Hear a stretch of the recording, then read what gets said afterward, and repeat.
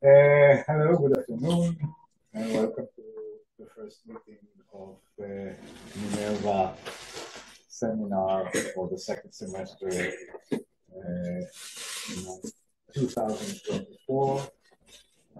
We are very happy to open this semester with Dr. Sharon Yadin. Sharon is a senior lecturer at the Israel College. By the way. Yes, yeah, yes, yeah, it is. the classes are held. It's almost on the border of the rockets in the north. Yeah, but we're pretty safe, I hope.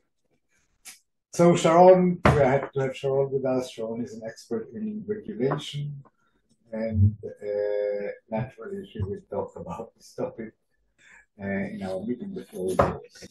Thank you so much. I'll be presenting my latest book today, Fighting Climate Change Through Shaming. And this was published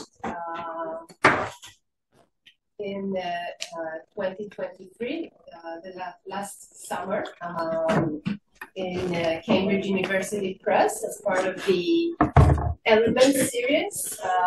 It's a series of relatively short books, so it's quite accessible to anyone interested in climate change and how to use shaming as part of the regulatory toolkit and as a policy tool. I'd also like to mention that this book is currently in open access and is available for download until May 8th. So please hurry and get your copy.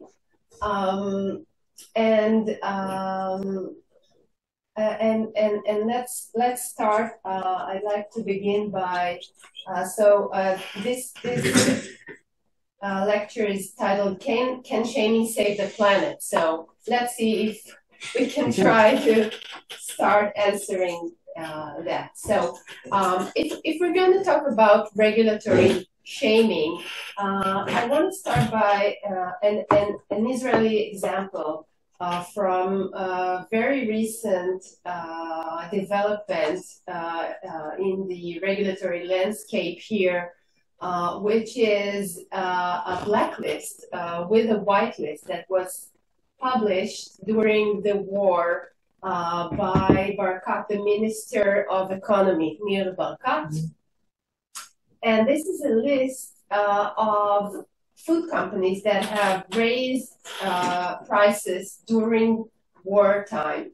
As you can see, the blacklist has several companies, Osem, Vysotsky, Unilever, very well-known companies here in Israel. And next to it, there's a whitelist, these were published in the minister's social media accounts and were very broadly publicized by media outlets here in Israel. And now Tanuva can move to the red side as of this morning. Yeah, maybe. Well, indeed, companies do shift from being whitelisted to blacklisted, and vice versa. And the whitelist holds names companies that have agreed to freeze prices during war.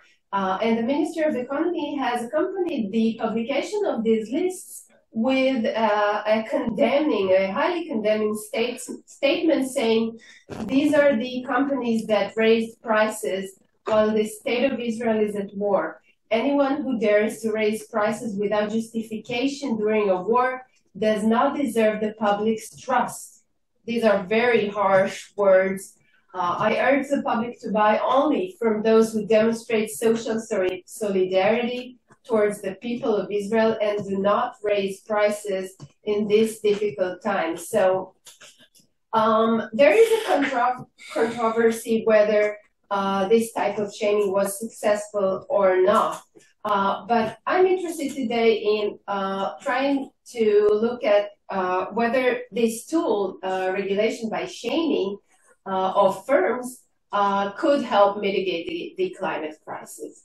So I'll start by introducing the main argument of the book and its contribution, just to make sure we get that out of the way. Regulatory climate changing, I argue, should and could become a viable tool in the fight against climate change. So there you go. Here's my short answer. Of course, I'll say much more on this. And my book offers a theoretical foundation for regulatory climate changing as well as concrete policy direction. So a theoretical and policy-oriented contribution. And my methodology is conceptual. There's a lot of conceptual work, especially in the first chapters.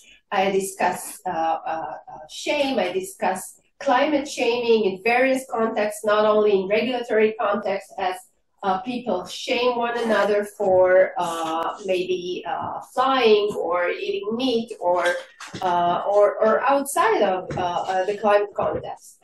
And then we bring together regulatory shaming and finally regulatory climate shaming. And that's the book puts forward a new concept of regulatory climate shaming. And I developed a theoretical framework, and the theory is both descriptive, asking what we have in several jurisdictions. It's a comparative analysis focusing on EU member states, European member states, the US, the UK, and Israel. And also it offers a normative theory asking whether this is an appropriate tool for policy makers to use.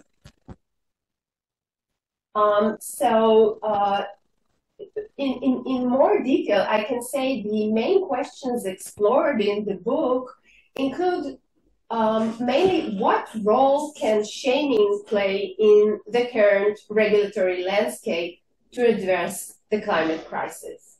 More specifically, I ask if shaming can be justified as a legitimate regulatory tool. We know this is something that sounds rather controversial, maybe a little bit innovative, out of the box. Can we use shaming in the fight against climate change? Is it a legitimate tool? And what are the main concerns and opportunities that regulatory climate shaming holds? And how can policymakers mitigate these concerns and maximize the opportunities discussed in the book? Some of the sub-questions that I discuss include: how do regulatory shaming theory, which is something that I've been working on for the past several years, and how does regulatory shaming in maybe other sectors, or even eco-shaming, which is a regulatory shaming in wider environmental context, not necessarily climate change, or shaming in the health sector. How can they help us learn more about using this tool in the climate change context? And I'm using, in this book, I'm utilizing climate change law, regulation, and governance literature. So that's what readers can expect to find. And environmental disclosure scholarship, as well as regulatory shaming theory. And these help support the conceptual framework of regulatory climate shaming.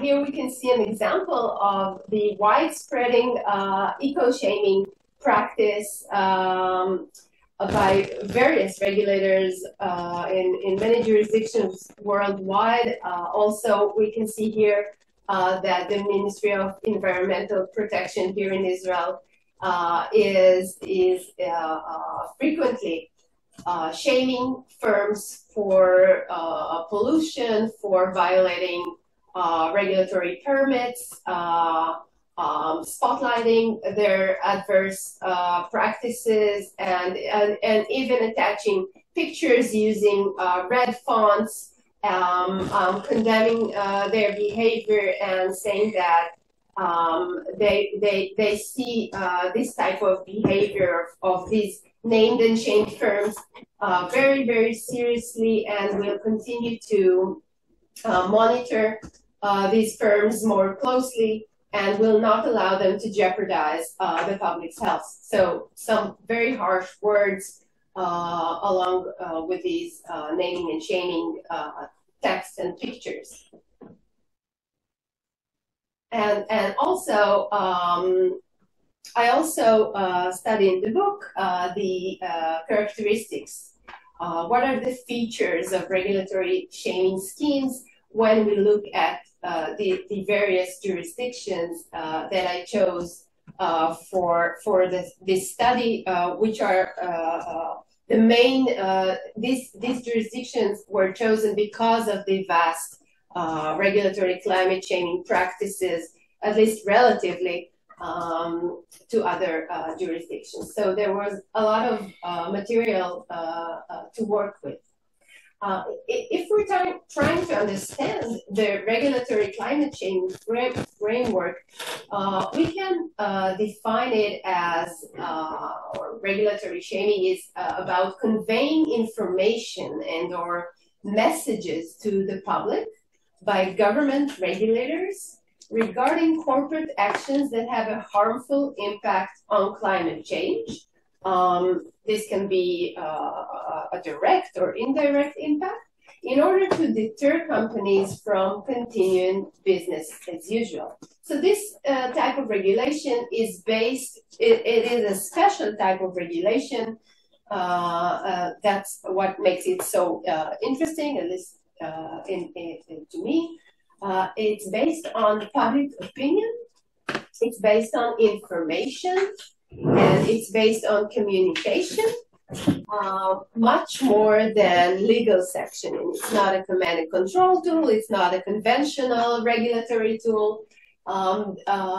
It's different, and the main goal of regulatory shaming is to induce companies to comply with climate change norms in this context, both legal norms and beyond compliance norms, meaning non-legal norms that are in the more moral, ethical, corporate social responsibility, CSR realms. So the idea is to use companies' reputational sensitivities among various stakeholders, which I will soon discuss, and to utilize soft law and soft regulation tools, as well as companies' social license to operate rather than their legal license. So the idea is that companies, not all companies, but some companies, or even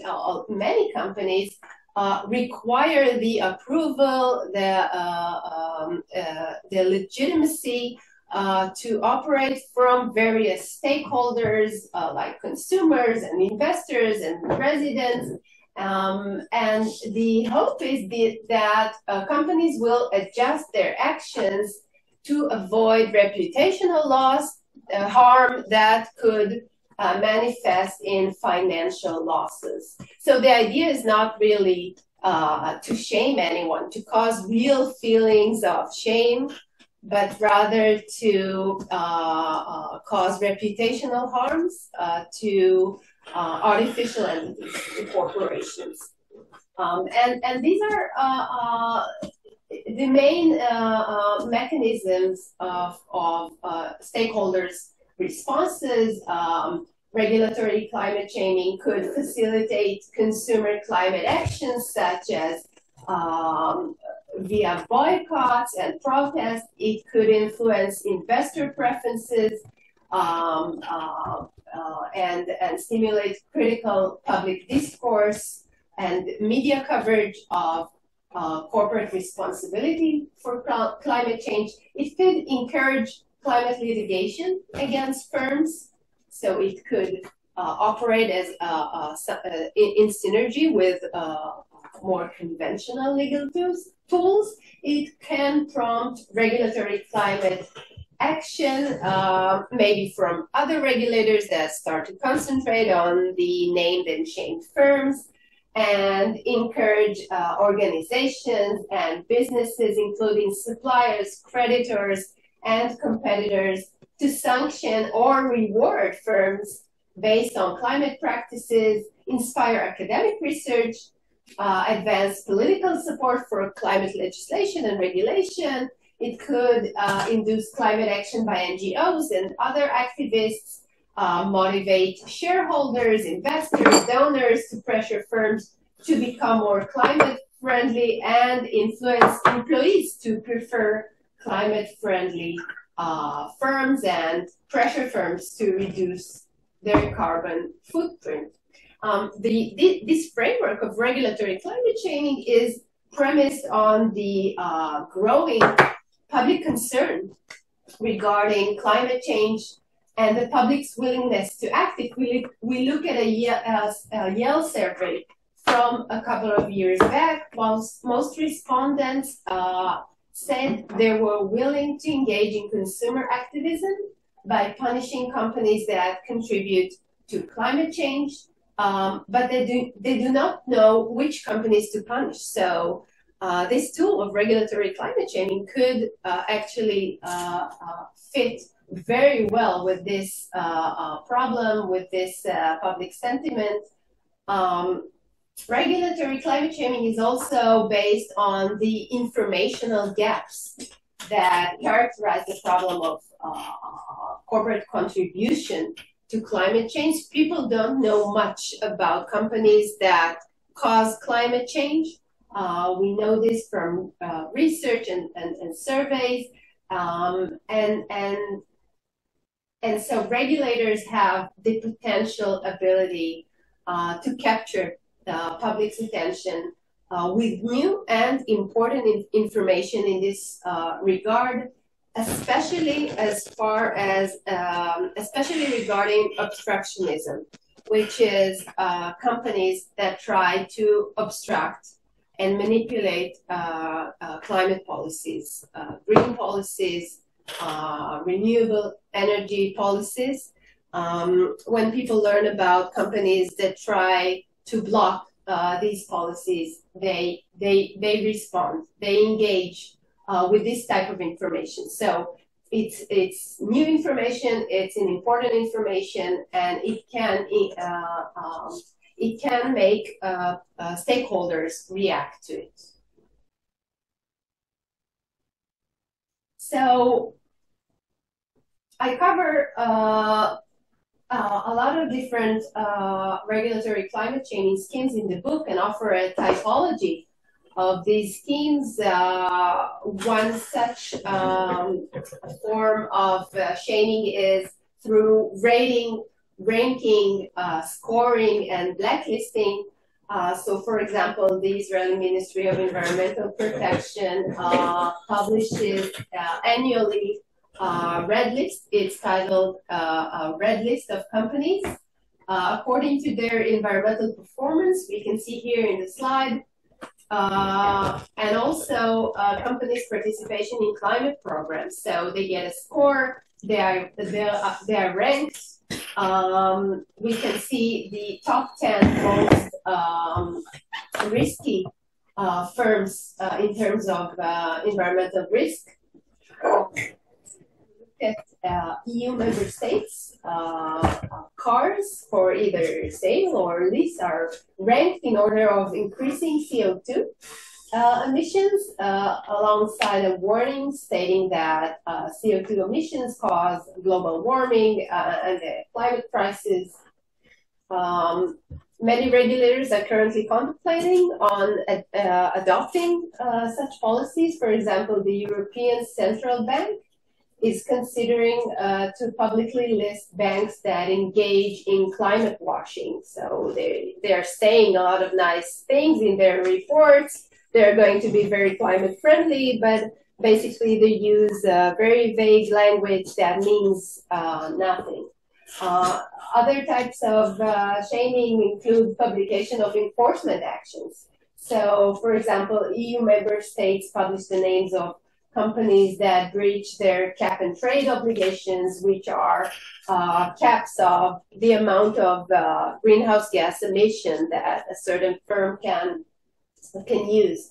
And the UK Environment Agency publishes companies' names, the sums of penalties, and a description of infringements under all UK climate change laws and regulations in their website, as well as, and this is interesting, as I also research a lot, the subject of regulatory contracts, regulatory agreements between regulators and regulatees. So here we can see regulatory shaming and regulatory contracts come together as regulators publicize any breaches of voluntary climate agreements. Climate labels and disclosure rules in company reporting, emission databases, and even naming and faming are also types of regulatory climate shaming being used in various jurisdictions. For example, fuel pump labels in Sweden have company-specific climate impact ratings for different fuels. Also in Cambridge, Massachusetts, alongside warnings about the consequences of climate change. And we have energy ratings for buildings in the EU and the US. Certificates of energy performance are also included in advertisements, as we can see here in the slide, for buildings that are up for sale or rent. And in France, we have an interesting law that mandates messages in commercial campaigns for automobile manufacturers. This message should encourage people to prefer public transport and cycling to driving when possible. So this really contradicts the commercial message in the advertising. And many countries today are developing or already have disclosure rules in company reportings. There is a new rule, SEC rule in the US, companies that are required to disclose their greenhouse gas emissions, their reliance on greenhouse gas, and their climate risks and transitions plans. And there are emission databases, for example, operated by the US EPA, holding information, publicizing information via facility level information on greenhouse gases stool or flight. And finally, we have naming and faming, sometimes through carbon footprint registries like in Spain, sometimes through other means. This means that just like the Israeli blacklist and whitelist, we name companies that are doing something good for the climate. So that's also part of the shaming concept. I'm going to say a few words about the main theory of regulatory climate change developed in the book to conclude my presentation. So regulatory climate shaming, this is my main argument, can not only reduce emissions, can not only make companies directly reduce their emissions, but also fight climate obstruction, which is, in my opinion, a problem that is not discussed and not familiar as much as the problem of vast emissions. And this is a policy problem that regulatory and legal tools should pay more attention to. And climate obstruction means, as I said earlier, but let me say more now, it's any illegitimate or fraudulent corporate activity that is aimed at thwarting climate policy. And so by offsetting the corporate reputational gains related to, for example, climate denial and climate washing, which is misleading climate statements, labels, and reports publicized by firms. They use it as sort of to be seen more green or more responsible. Regulatory climate changing can move the fight to these arenas of public opinion and communication. So where firms deny climate change or firms use climate washing to appear to be more climate friendly, the regulator spots the light and says, no, this is false. The regulator is oftentimes, it can appear more reliable than energy firms or other firms, and it gives information to the public which can counteract these statements. And so regulatory climate change harnesses credible information sharing by the government to combat corporate disinformation and deception. So it's a very symmetrical tool. And let me remind you that usually the law suffers, or the more conventional legal and regulatory tools suffer from asymmetry between major corporations, the carbon majors, and regulators, very modest tools and resources. Also, shaming can publicly assign blame and liability to industries that often deny this blame or shift it elsewhere. The carbon majors usually say that us, the consumers, are responsible for climate change and not them. So regulatory climate change can do exactly the opposite by pointing the finger towards these firms.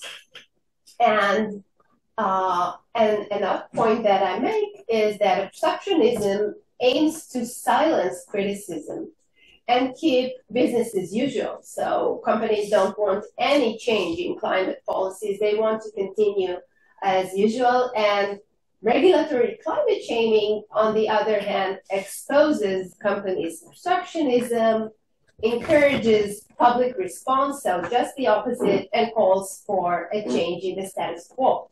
It has the potential, as I argue in my book, to become a highly suitable means for addressing climate denial, because both shaming and denial are communication-based strategies that address corporate reputations and aim to influence public opinion. So regulators, I argue, should move from fighting with conventional legal tools to reduce emissions to climate obstruction and blame shifting. And while it is, sure, generally controversial, shaming can gain public legitimacy due to the gravity of the crisis and because of the deceitful nature of corporate obstructionism. As I said, this information is considered new and surprising to stakeholders and is therefore expected to prompt action by civil society. And of course, it can also prompt companies to quickly adapt their business practices and reduce their greenhouse gas emissions, which is an important advantage in the context of this urgent crisis. We can make companies change their concepts from a burn now, pay later approach to burn now, pay now approach with this reputational tool. Otherwise, the carbon majors are generally not deterred by the current low penalties that they suffer with violations. And also, regular penalties do not convey enough the message of a social wrong as well as shaming does. We also need to consider that command and control, which is the conventional form of sanction-based regulation, if it is at all available, we do not have a climate law, for example, here in Israel, is lengthy and costly, while shaming is quick and cheap.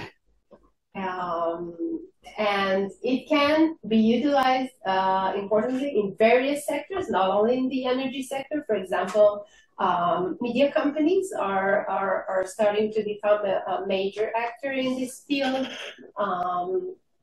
and they are being shamed by civil society for publicizing the carbon majors. And a lot of sectors are afraid of being connected to this type of activity. So regulatory climate change is about that, and also it can operate and can nudge various stakeholders to act, not only consumers and investors, because everyone can publicize their opinion on social media and become climate activists. NGOs are interested in litigation. So it's not just about consumer boycott or divestment from investors. You're probably going to ask me if this tool can actually work. So in this study, I surveyed various research and surveys that have promising results.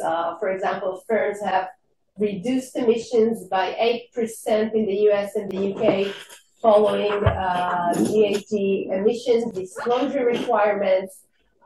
Disclosure of the use of fossil fuels versus renewable in electricity bills sent to consumers in the US has also improved firms' climate performance. And I also look at studies on the effectiveness of eco-shaming and regulatory shaming in other contexts. Here's an example of regulation by shaming in the Occupational Safety Agency in the US, which uses Twitter to name and shame employers for risking employees' life after accidents, fatalities, etc.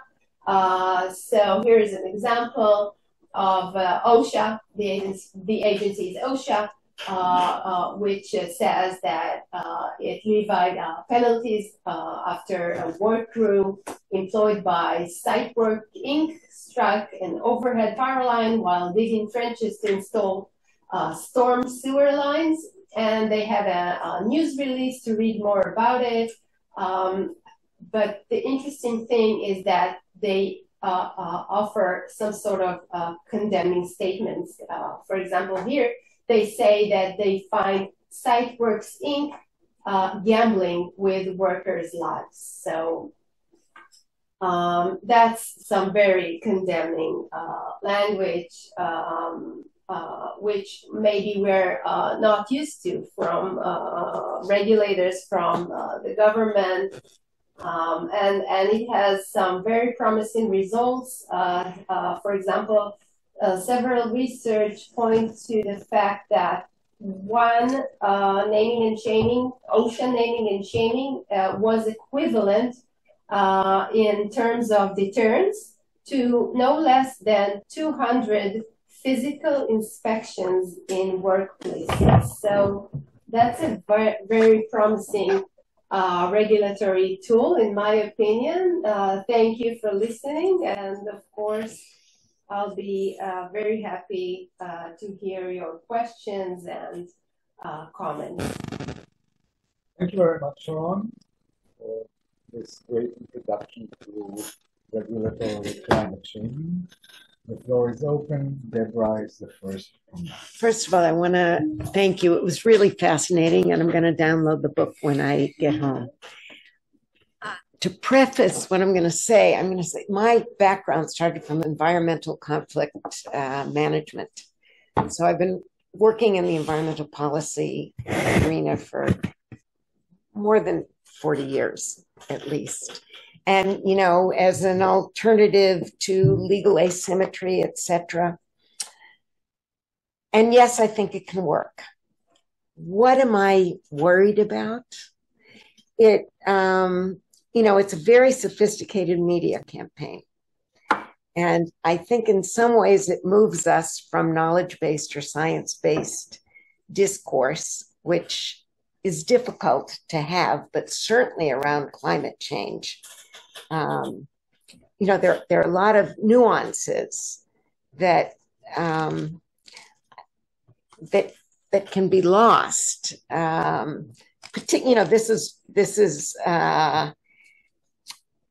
think the tool can perhaps be misused, as many regulatory tools can be misused.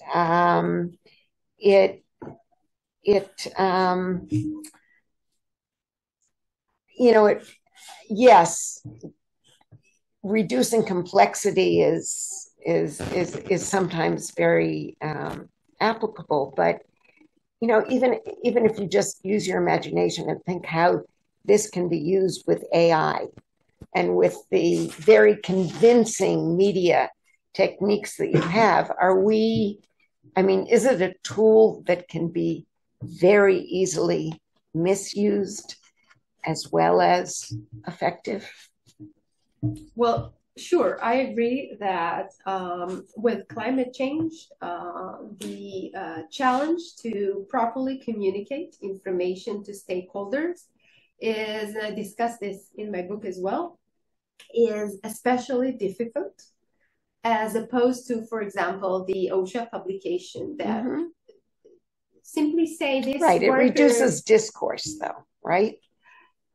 It might reduce the discourse, but let me just go back to my point of climate change being a much more complicated issue. Absolutely. And so it's hard for regulators to think of ways to simplify the message, but I do think they need to simplify the message, because that's the point of shaming, not giving a lot of complicated data or providing databases with full disclosure and going for transparency models. Shaming is not a disclosure tool. It's not a transparency tool. Which holds its dangers. I mean, that's all true. I agree. That's all true. If it's only shaming without disclosure. Yeah, and it's without transparency. Without transparency. So just to follow up, unless you... No, go ahead. So I think that this is a wonderful project, and I think that regulation through information more generally is a wonderful tool if used properly. Right. And what do we mean by that? As any other tool, as any other regulatory tool, right, as fines and licensing and all other regulatory tools that are available to the regulator. Now when we do that, so part of what we would expect in developing the theory of shaming is some qualifications about the potential of misuse. But Deborah, I think, raised one of them, which is, for shaming to work, you have to simplify it and reduce it. If it's not accompanied by full disclosure, then two things can happen. One is you can't supervise the government. What if the government simply misuses it because it was captured, it made a mistake, all kinds of other regulatory problems? You need full disclosure in order to be able to monitor the government. The second, perhaps more or equally pernicious, is if you move to shaming, then you move to activism. There's no deliberation. Perhaps this is what also Deborah was referring to. Deliberation is a better word than discourse. It's like you're nudged to act. It's black and white. We just talked about this. It's black and white. It's these are the bad guys. These are the good guys. No discussion at all. Just do it. Now this is in a way it subverts the broader notion of regulation through information, which is to encourage questions, debates.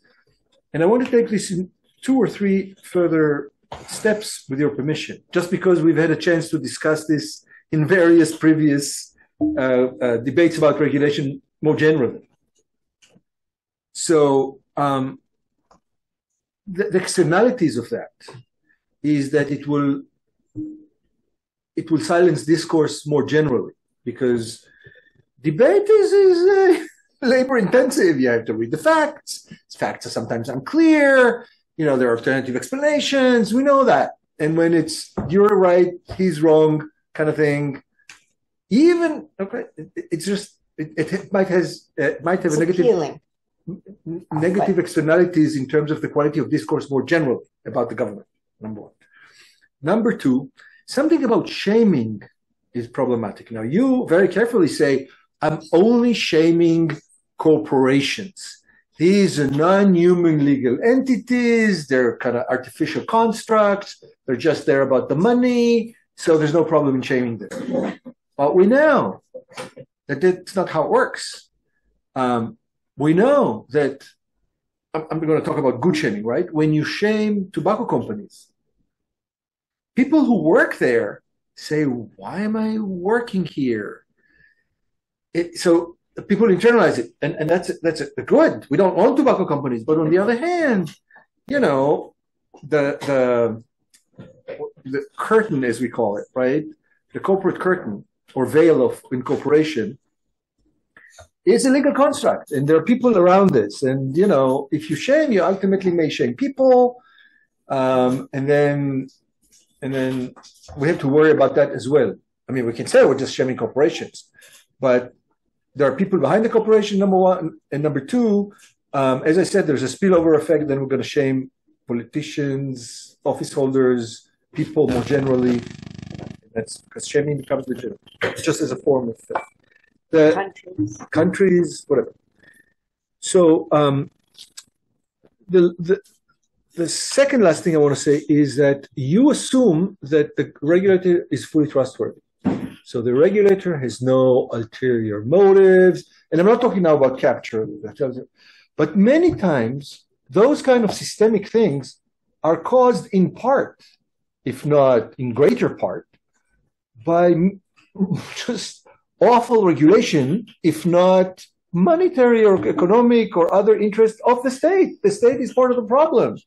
So the regulator, the first thing the regulator will have to do for this to work is to say, I'm going to shame the Ministry of Development or the Ministry of Public Housing for not caring about climate change when it does its public works, because it totally disregards this. So let's see the regulator doing that kind of internal reflection, and that should be, I think, developed in your book. It's not yet developed, but this is what the state did. Yeah. So, and then that can be also misused. But at the first thing, the regulator should recognize, if it's doing shaming, that the government is fully responsible for a lot of things through misregulation or through action, because the state is also an actor, not just a regulator, as we know. And therefore, this regulator should shame itself should shame the regulatory machinery, and the state is an actor. And the last thing I want to say about this, and that goes to the public-private distinction, right? The question of who regulates is complex. As we know, sometimes the large corporations de facto regulate. And they can counter by saying, we're going to shame the regulator. Oh, now the shaming is... on the table. Yeah, now the shaming is part of the game. Now let's see who has better PR machinery at their disposal. Chances are the corporations, they know something about that, and therefore there's going to be just a battle of shaming exchanges, and where the corporations are going to say, wait, look, you're causing more damage than us, we don't trust you, etc. And you lose truth value. The upshot is not just that, because the question becomes then who to believe. So your whole starting point, which is a noble starting point, is believe that the state is telling the truth. The state is not fudging with you. And I want to end, this point with, it can also be a good thing. For example, the fact that the Israeli state, the state of Israel, moving away, you went to OSHA in the United States. Let's move in Israel to our foreign minister that consistently denied any request for information about whom Israel has sold arms to.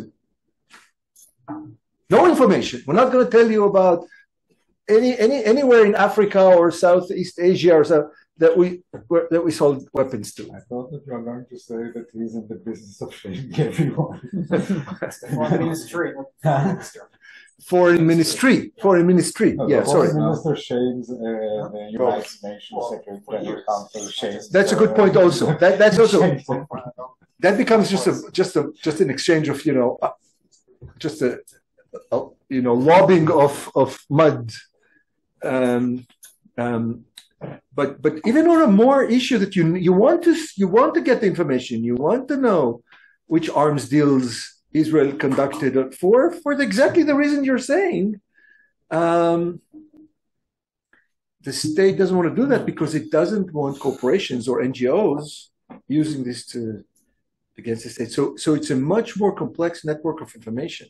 So we should have a clearer data map of who monitors what. So maybe just as a continuation, and again, a friendly suggestion, to think in terms of checks and balances and how do we construct the information map and channels of disclosure and shaming, so that if shaming is misused, the misused shaming is being shamed, and by whom, etc. The next paper. Maybe. Yeah, sure. The next book. Yeah, we have enough here for another book. Yeah, thanks. That's great. Should I quickly reply or if you want me to add something? Sure. Yeah. No, I think we're on a roll. Some of the attacks of Deborah and Amnon are related to the fact that there is no real definition of shaming and shaming as a regulatory tool. Okay? Because many of the examples that you gave here, and I would not categorize as shaming, but as information provision. Okay, so there's a difference between disclosure duties or information provision, or for example, when cars are publicized, they have to put. Yeah, or the green things. This is not shaming. Food, the green shaming is red. It's just regulation through information. Yeah. This is one thing. But the second, I think, more important distinction is between shaming and shaming as a regulatory tool. All our political life today is comprised of shaming. Everybody shames. If you don't shame, that's shameful. When Barakat tweets this tweet, he's doing shaming, but it's not a regulatory tool.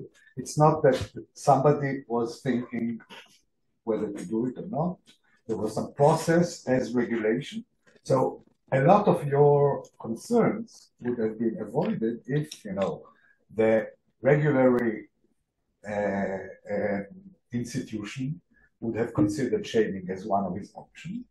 And the same procedure for regulating in statutes or secondary legislation would apply when you decide on a shaming campaign. This is not Barakat. Barakat just did it in his own private Twitter. I don't know if private or not. Barakat. Yeah. Barakat, not Barakat. הפכת אותו פלסטינאי ברקת. So I think this definition of what is shaming as a regulatory tool would have been good. And this also meets some of the normal things that you were uncomfortable with. If the same procedure for issuing regular regulation would apply to shaming, then because you assume that those procedures have some element of deliberation in them. Yeah, sure. Right. That's the key. Yeah. Or you can contest. There is Every It's the contestability. lack of time that deliberation. regulation is about to be published, you have to give Issue the public notice and comment. Notice Exactly. and comment. If this would apply to shading, ease some of the constraints. The third point, you talked about Effectivity. whether it's effective, and it would be very interesting to examine the patterns of change following Barkat tweets. Right. I would assume that consumers didn't take it seriously. Well, they couldn't remember it. I mean, Okay. the next week you But won't remember which investors- companies they were. Investors would exactly the opposite side. Those that raise prices operate according to the conditions of the economic world, and we can invest in them. Those who freeze prices are going to give presents to other people, to the country. We are not going to invest. So maybe the actual effect would have been exactly The market will opposite. respond differently. And this also applies to other kind of shaming campaigns. And I think it's very, very important to conduct real empirical studies about. Jian conducted some empirical studies on stock market changes following similar, by the way, cyber defaults that were found in various products and how this impacted Like the food labeling, which is different because the food labeling is effective because it's always in front of you. You're taking the green one or you're taking the red one that tastes a little better because it's high in sugar.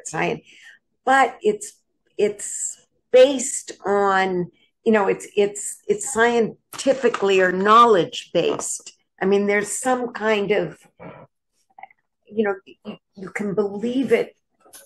But this is shaming, by the way. Yes, I know. That's what I'm saying. But it's the kind of shaming that it really is regulated. Yeah. You know what I mean? And that regulation came with the scientific I don't know whether it's deliberation or knowledge. But. Okay, but why do you assume that regulatory shaming does not follow a fact-based process or Just from- data just from- analysis? It might. Just I don't from know. internal. What? There's no. I guess what Ellie was saying is, before you issue a fine, Mhm. or if you decide not to give a license or de-license, there has to be a procedure by which you give a chance for fair hearing. You can talk about the proportionality, all kinds of stuff. Right. Are you proposing that before a shaming campaign is launched, there will be a similar notice that we're going to shame you? No, that Just as a of sophisticated this media. day, like First of all, 2 weeks from today, there's going to be a shaming campaign against you. If you have any issue, and this is what we're going to say, if you have an issue about that, you can contest this, and there's going to be a fair hearing or not. Exactly what Barkat did, by the way. He threatened to publish this list. But this is shaming in and of itself. And he opened dialogues with several companies on the subject. And this was de facto hearing with each But do you CEO. suggest part of your As But part then of the my simplicity research, is lost. I published a different piece, a book chapter in a book about shaming, where I suggested more legal procedures to accompany regulatory shaming in the environmental context, not just climate, but and some of that was in fact a hearing. Some of that was giving warning, public notice, and also frequent updates and removal of the information after a certain period of time. So there are various administrative procedures that should be applied to regulatory shaming if we were to take it seriously. So I believe in this tool, obviously. And so I think that legal policy should adjust and adopt to this policy tool. Yeah. Did you answer that? I don't want to stop you if you want, but I have also. No, go ahead. So, do you see it as another branch of let's say regulation? Let's say I am a regulator and I say, okay, I have let's say 5 possible tools to. I'm not sure. 6. I'm not wrote. Yeah. Okay. And one of them, did you write about shaming? No, I wrote about regulation through information generally. No, but so to say. 7. The question is whether it's another tool. Yeah, so do you see it as part of, let's say, I'm a regulator and I say, okay, I can do a bylaw, I can prosecute, I can, I don't know what, I can. License. Use licensing. License, so on. And then I can engage in a shaming campaign. As part of, and of course, then you get it into the same, it's one of the, let's say, the power tool that I can use. And of course, then there is also, I think, some kind of problem, which is that the way we understand normally shaming, of course, maybe that's not the way you are thinking about, is that shaming talks more on the emotional level and less the rational level. That's somehow what, and do we really want the government to educate us through this kind of playing with our emotions instead of educate, because it's also an education or setting up the rules instead of, for example, saying, hey, go and study and deliberate. I mean, in a way, I'm repeating some of the things that were told before, but so that's one thing. The other one is, of course, we are open to, first of all, there are a lot of collusion between the government and some of the regulated. And it might be also, I don't know about Bankat, but it might criticize some companies and then decide that other companies is not putting the light on them because of political reasons, and same thing also about regulators, and so on. So it's very open to manipulation. And of course, there are also the things, let's say, if we're talking about climate change, okay? So let's say, for example, I don't know how many hours of airplane flights were used since October 7 on Gaza, but it's okay. You have a Guardian piece on that. I'm sure it's not very good for climate. Climate, it's a lot of heating going on, okay, for example. But nobody will talk about it, of course, because no, I mean, not the government. No, the government, the regulator, the Israeli regulator will not talk about it. The Israeli regulator, baby. Sure. It's the worst thing that happened for climate change since, or the big change that happened, I don't know. But nobody will, the regulators will not do it because they are part of the government and they have other interests. Okay. So, and the same thing is also, I'm also thinking, for example, about spillovers in public, Qatar, for example, all these things, huh? Qatar.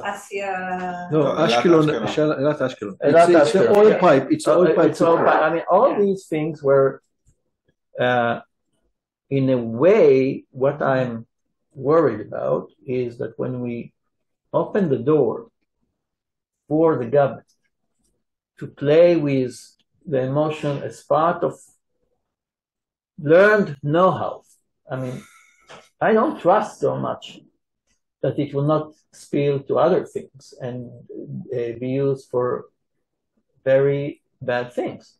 And the last thing is maybe, of course, the reaction that also was mentioned before. I mean, everything you can do, I can do better. I mean, let's say we start, for example, we reach the conclusion that, I don't know, Facebook or Meta or Google are causing a huge amount of heat and influencing climate change because of using of computers.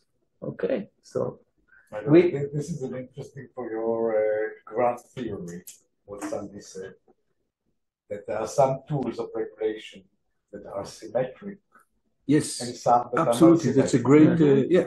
So Google or Facebook or Meta or these things can do it probably much better than most governments. Shaming. Can shame. Yeah, because I thought you said you meant that Google or Facebook are above shaming.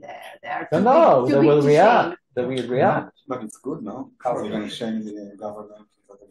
So in what sense? This is what I'm saying. Sometimes it's a check on the government. Sometimes, which is the Ministry of Foreign Affairs, it's a good check that the Googles can shame if they decide to shame. But sometimes they won't decide to shame, or they will decide to shame the government for the wrong things, and then you lose truth. You kind of like. I mean, everybody's shaming everybody, and then you're just saying, okay. Especially, just I'm thinking it out. So I mean, I'm really not. It's not my field at all. So. But if, for example, we think about social media as one of the main venues of shaming, yes. That's Andy's point. Sophisticated media firms. I mean, which firm is better? They do it much better than the government. Sunday was subject to a horrible shaming. Yeah. Yes, but no. Yeah, I mean. It's a regulatory tool and also private tool. That's the point. The point is that you rely, in order for the shaming to work, the public-private distinction is muddled in a different way because it's not just public power and private power. The private power controls the medium. Until the state will have its own Facebook or whatever, there's no Ashumot, there's no general registrar or something. Right. There's no. So then you kind of like, and then it becomes an issue for the private to say, oh, this kind of shaming I like. My algorithm is going to highlight this and downgrade that. There are all kinds of things that come into play which are not intuitive or not necessarily linear. Okay, let me just try to respond to some of these great mind-opening comments. So as to the definition of shaming, I do a lot of conceptual work in the book trying to define shaming and then trying to define climate shaming and shaming as a regulatory tool, which regulation by shaming is something that I've developed through several publications. So and in this work, I do differentiate between the concept of shaming and disclosure rules and transparency, focusing, for example, on the call for action that disclosure tools and general transparency do not have, and focusing on the condemning message from the regulator, which if we look at disclosure or transparency, they are much more objective. They give, for example, technical information to tell us whether we want to use a certain medication at night or morning. If we want this food gluten-free or not, but without the judgment, the normative judgment that accompanies this. And transparency is about publicizing a lot of information through, they say, a fishbowl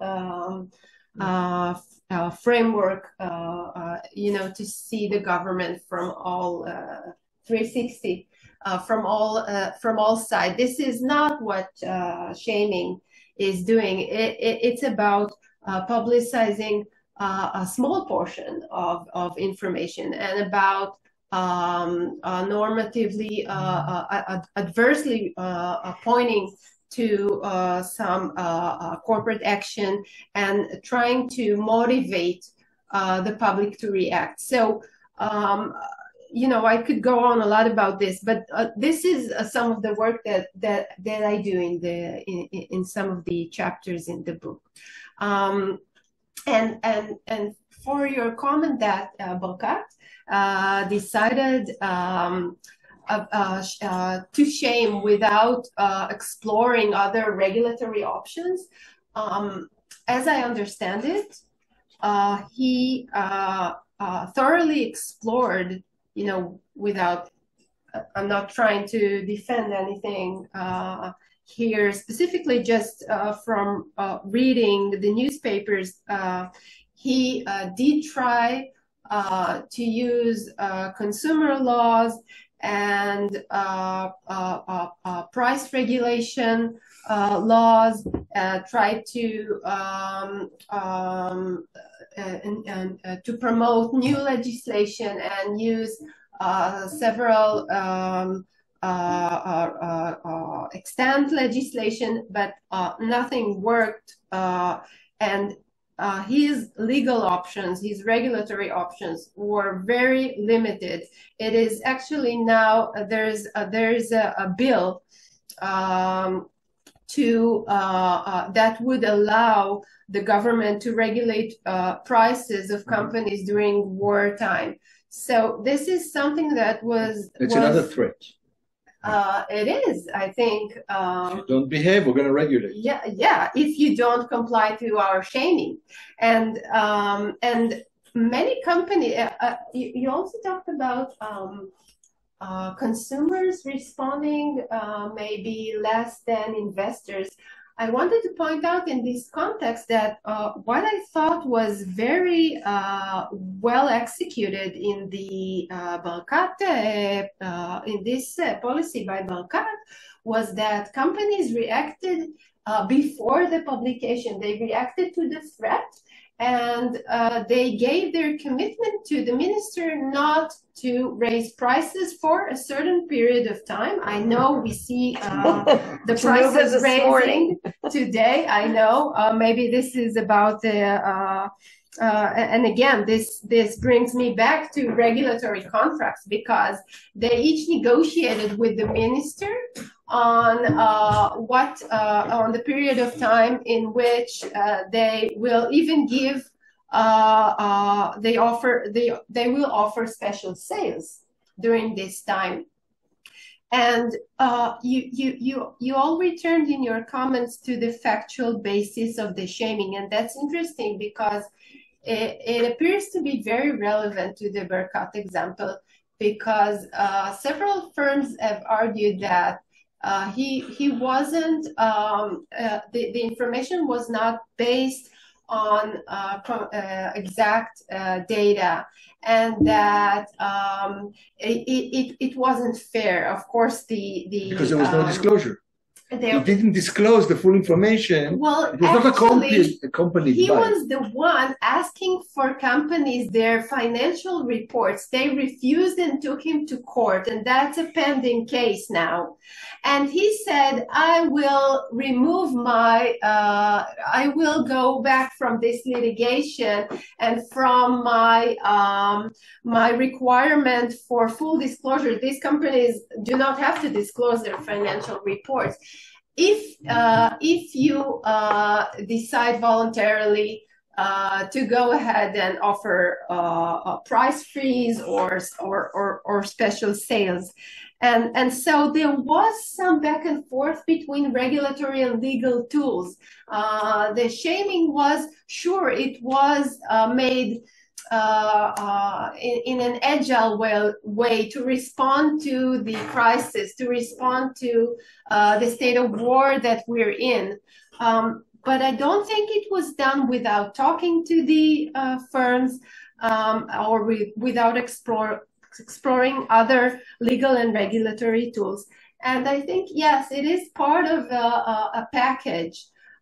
Shaming is not usually carried out independently of other regulatory and legal tools. It is not carried out or executed in a void.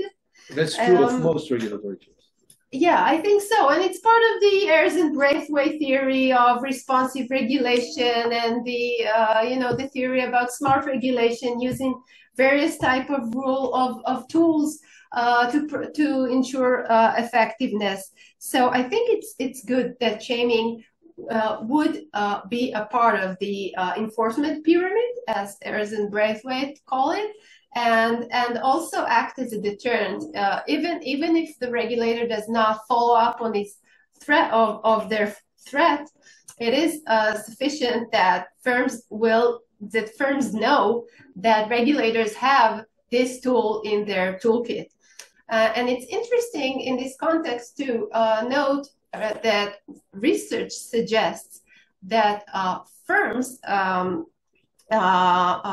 believe that the reputational harm that they may suffer is much greater than the harm that they actually do suffer after shaming. So that's something that regulators can use to their benefits. That's the public cares, I think, less than what firms think that the public cares and will react.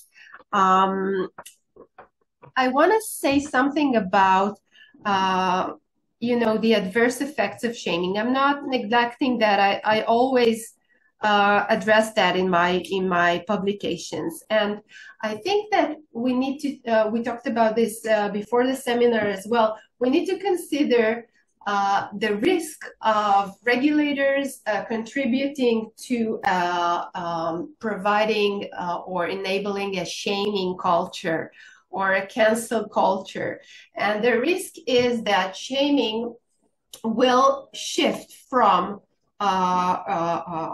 regulation and government policy to the social sphere, to shaming between individuals, which we generally do not feel comfortable about.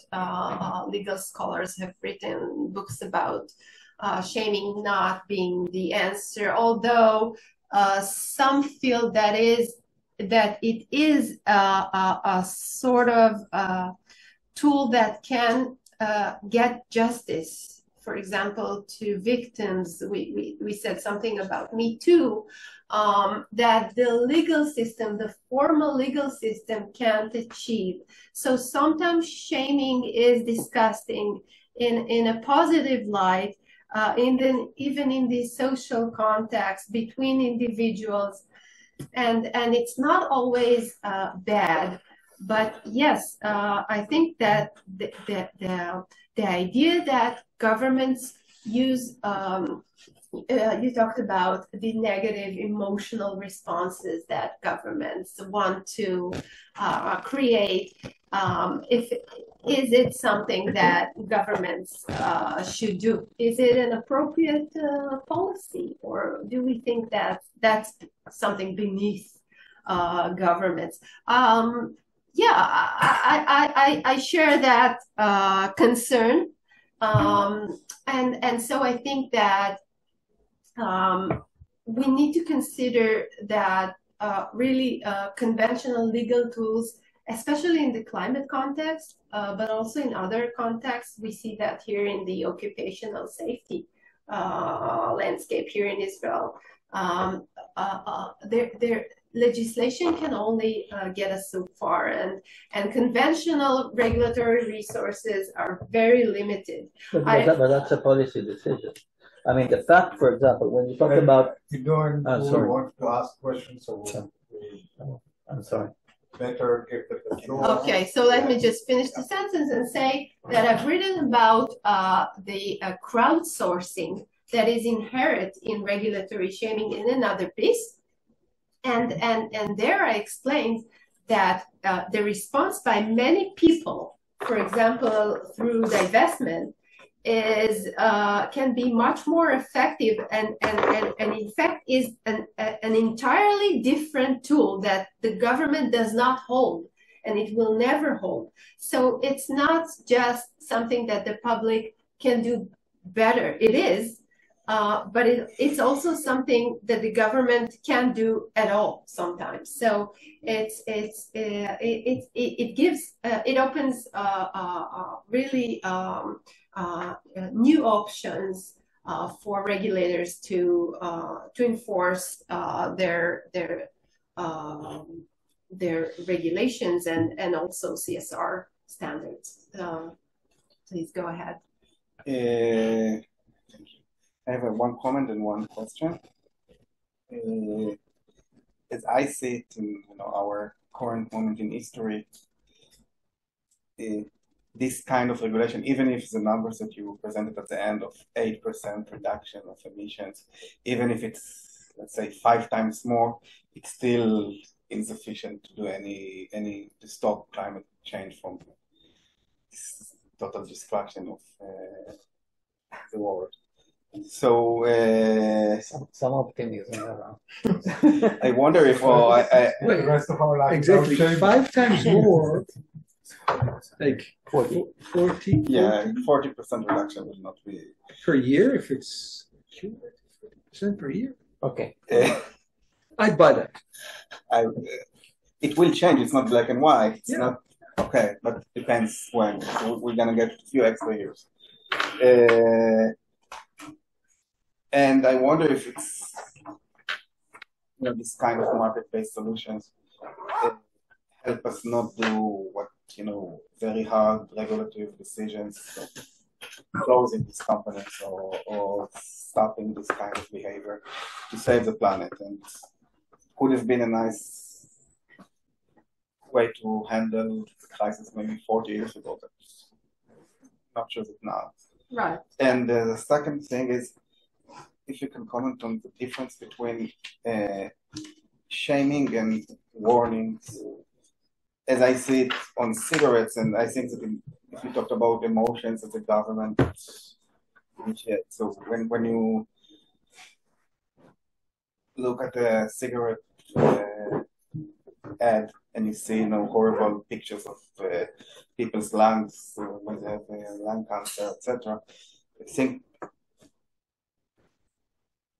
it's very different from the kind of boring graphs that you see on the pipes that you show when you fill gas, and this company has 2% more than the other company, and so why wouldn't you recommend doing a proper propaganda against these companies and showing what is the actual harm that they do? Do you think, just a clarification, do you see the forced disclosure on cigarettes through, you have to choose between one of the options that the government gives you, right? That are meant to elicit an emotional response. Do you see that as a form of shaming necessarily?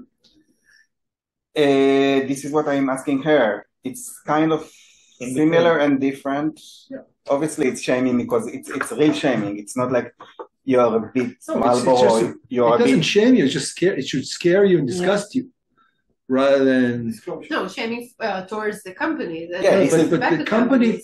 It's not that the company. If the message would have been, just to follow Sharon's definition, if you accept her definition that it's distinct from information regulation through information or not, I think differently, but that's a valid. Then she has 3 criteria, if I remember correctly. One is that you target the maker of Marlboro, or this is just the Marlboro is not made to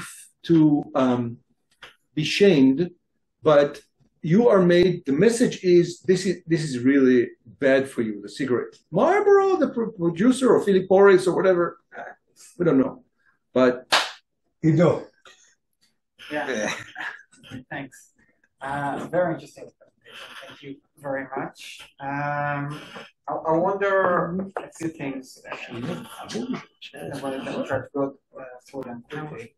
One is the question of shaming versus collaborating with the companies.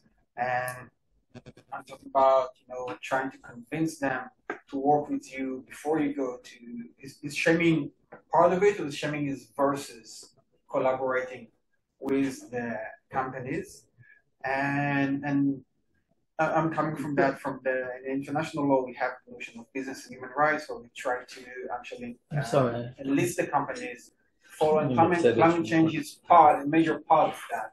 Try to share information and disclosure and to take precautions and everything. So usually they try to benefit faming from participating in that. And then if you don't collaborate, then maybe you go to the framework of shaming. And as an alternative for regulative shaming, I'm thinking about direct or indirect shaming, where the government provides annual or periodical reports of who meets the criteria of who's done what, which companies have done in favor of climate change and which are not, and allow the market, the NGOs, social media influencers, that's much wider than NGO today, absolutely, to do the shaming themselves based on what's supposed to be neutral reporting, just information provided by the government. The government doesn't do the shaming; it just provides information about the situation, and it allows the NGOs, social media, etc., to do the relevant shaming. And this brings me to the last point / question in that, which is the costs of such regulation, which includes shaming. Because the main question, there was the talk about the cigarettes, the talk about the red signing on food, etc. There are standards, and those standards are based on both research of what should be good for you and bad for you, but are also an outcome of the lobbies of those companies trying to get the government to either put it one higher level or lower level, which affects later on the shaming and the decisions. So the cost of producing the reports, the cost of the lobbying, if you take them all into account, and on the other hand, you just try to collaborate with those organizations and tell them, well, instead of spending so much money and resources on doing everything just to end up with shaming you, maybe we can work together to get you to spend that same amount of money by reducing your climate output. Okay, that's some interesting thoughts. Let me just try to respond quickly. I think that regarding warnings, there are oftentimes shaming when you think about the package of cigarettes that we now have some new legislation, I believe, that will allow the printing of pictures of health pictures on the packages, and the most hideous color was chosen for the packages a while back. I think that's very shameful for the companies, but it's also a warning for consumers. So if you want me to pinpoint maybe the main difference between the warning tool and the shaming tool, is that the warning is directed towards stakeholders like consumers and investors. Beware, this is a risky investment. While shaming can be framed to address a much wider group of stakeholders. It can include the NGOs that we mentioned. It can include media actors. Each one of us that considers themselves to be a climate or health activist, a social activist, can respond to the shaming information and start a discussion in social media saying these and these companies are in the wrong and they should be condemned for their actions. And so it's not about making a decision, what's good for my health, should I buy this product or not. It's a wider notion. It's a wider framework.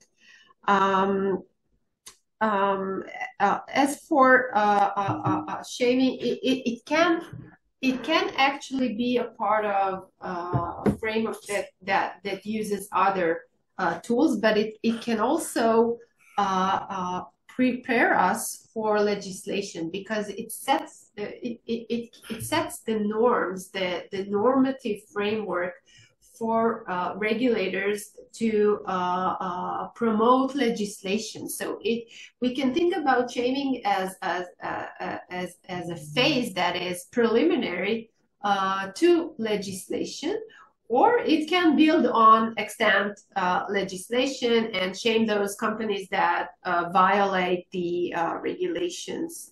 So we can use it in several different ways. And for the question about cooperation, that's again, this is something that could bring together regulatory contracts or agreement-based regulation and regulation by shaming. I've written about this on a paper that discusses the red labels on food products, the reform here in Israel. And I suggested that these two can go along very well together. Yes, shaming can cause regulators that shame risk a confrontation with firms. It's not a tool.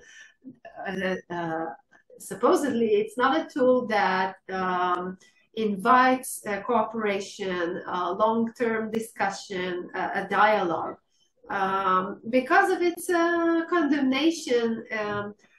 But if we look at it differently, same as Barakat did, negotiations could precede the shaming and also go hand in hand with the shaming, where companies can discuss with regulators forms of shaming. For example, they can discuss. There was the example of toilet products, that toilet-free products here in Israel, that regulators published it was on the shelves, and the average price of the product in several other countries was publicized along next to the price of the product here in Israel, and so the gap should cause shaming to. It was called the Colgate Decree, if you remember. So companies discussed with the regulator the ways, the formula that according to which the average price will be calculated. So there is room for dialogue. I think that, yes, the risk of firms lobbying or even capturing the regulator is also evident. It can manifest here in the shaming context as well. So we need to think about that as well. We have to stop. We're out of time. Yeah, we're out of time, and people have duties on 4 o'clock. So thank you very much, Sharon. It was fascinating. Next week, Michal, every email of Minerva include a shaming list of those who didn't attend. Yes, definitely. In person. No, this is just going to be disclosure information. We're not going to use just so you know. And Sharon, thank you. Yeah, mamash מעניין.